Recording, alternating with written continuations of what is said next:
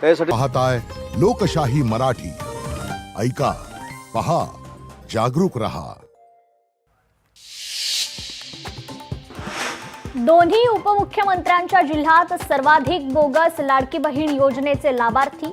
पुणे जिल्ह्यात 2,04,000 तर ठाणे जिल्ह्यात 1,25,000 बोगस लाभार्थी. बीडमध्ये मनोज जरांगेंची निर्णायक सभा. मांजरसुंबा येथे सभेचं आयोजन. आजच्या सभेत कोणता निर्णय होणार याकडे लक्ष.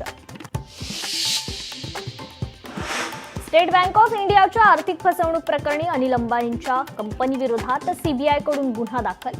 एसबीआयची 2,929 कोटींची फसवणूक केल्याचा आरोप. मुख्यमंत्री देवेंद्र फडणवीस वेळ देत नाहीत. माझी कामं दिल्लीतून होतात, शहा लगेच वेळ देतात. सुप्रिया सुळेंचा पुन्हा एकदा फडणवीसांवर निशाणा.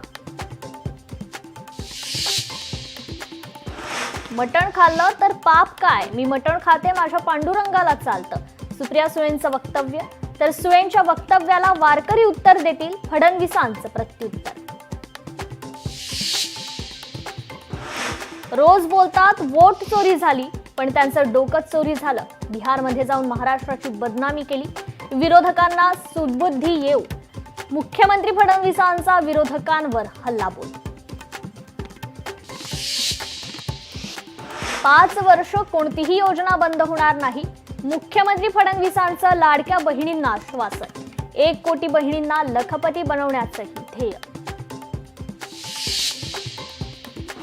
ट्रम्प यांच्या 50% टॅरिफ नंतर भारताचं मोठं पाऊल. अमेरिकेला जाणाऱ्या बहुतेक आंतरराष्ट्रीय टपाल सेवा तात्पुरत्या स्वरूपात स्थगित.